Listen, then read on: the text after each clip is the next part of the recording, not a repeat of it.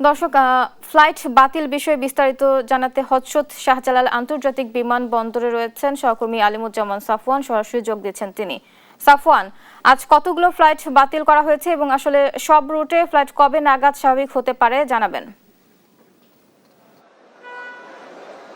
হুবলি আজকে বাতিল করা হয়েছে 38টি ফ্লাইট এবং সর্বমোট 147টি ফ্লাইট বাতিল হয়েছে গত 4 দিনে। তবে আসলে যারা যাত্রীরা রয়েছেন, যারা মিডল ইস্টের বিভিন্ন গন্তব্যে যাবেন, তাদের কিন্তু ভিসার মেয়াদ ইতিমধ্যেই অনেকে আসলে শেষ হতে চলেছে এবং আমরা এরকম কয়েকজন যাত্রী পেয়েছি যাদের ভিসার মেয়াদ খুব বেশি নেই। তবে কিছুক্ষণ আগে কাতারের থেকে যে একটি বার্তা আমরা পেয়েছি সেটি হচ্ছে যাদের ভিসার মেয়াদ নেই, কাতার তাদের 1 মাসের যে ভিসার মেয়াদ সেটি তারা বাড়িয়ে দিয়েছে যে কোনো ধরনের ভিসার ক্ষেত্রে। এছাড়া যাদের ফ্লাইট আগে বাতিল হয়েছে তারা অনেকেই কিন্তু রিশিডিউল করে যেতে পারছেন। তবে এই ক্ষেত্রে কিন্তু সঠিক তথ্য তারা অনেক সময় পাচ্ছে না, যার কারণে এয়ারপোর্টে এসে তাদের নানা ধরনের ভোগান্তির শিকার হতে হচ্ছে। আমরা একজনের সাথে কথা বলতে চাই। আপনি বলছিলেন আপনার ফ্লাইট 3 বার বাতিল হয়েছে, এই বিষয়টি সম্পর্কে একটু জানতে চাই। আমার ফ্লাইট ছিল গত 28 তারিখে আমাদের প্রার্থী ইমিগ্রেশন শেষ করছি। শেষ করে আমরা 5 ঘন্টা 25 মিনিট আমার ট্রানজিট ছিল। তখন আমরা বিমানে উড্ডয়ন করছি। উড্ডয়ন করার আমরা মাঝপথে প্রায় 2.5 ঘন্টা ছিলাম। তখন আমাদেরকে বলছে যে আকাশসীমা বন্ধ করে দিচ্ছে, আপনারা আর যেতে পারবেন না। তখন আমরা আবার শাহজালাল আন্তর্জাতিক বিমানবন্দরে আমরা আবার রিটার্ন ব্যাক করছি। আমরা বাসায় গেছি, আমাদের বাসা হলো অনেক দূরে, চাঁদপুর শাহরাস্তি কালিয়াপাড়া। আবার 6টা 55 মিনিটে আমাদেরকে মেসেজ দিচ্ছে যে আপনাদের সকাল নাইট অফ ফ্লাইট 2 মার্চে।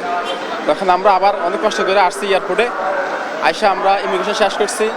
শেষ করে আমরা বিমানে অলরেডি উঠছি। উঠে পরে আমাদেরকে বলছে আপনাদের 6 ঘন্টা 25 মিনিটে আপনারা যেতে পারবেন অলরেডি, আমাদের কোনো সমস্যা নাই।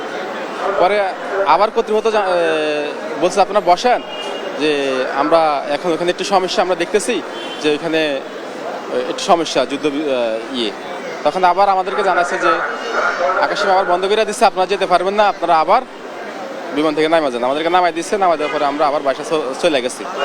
চলে যাওয়ার পরে আমাদেরকে বলছে যে আপনাদের এয়ারলাইন্সের সাথে আপনারা যোগাযোগ করে আপনারা আবার আসবেন। আমাদেরকে ওই মেসেজ দেওয়ার কথা বলেনি। এখন আমরা ওই আমাদের যেখান থেকে টিকিট কাটছে ওইখান থেকে আমরা বলছি যে আজকে আবার ফ্লাইট আপনাদের 5টা বাজে ফ্লাইট আপনাদের। আমি এখন আবার আসি দেখে যে আমার ফ্লাইট দামামের ক্যান্সেল। এ নিয়ে আমার এই পর্যন্ত 3 বার আমার ফ্লাইট ক্যান্সেল হয়েছে আমার। আমরা একজন যাত্রীর সঙ্গে কথা বলছিলাম।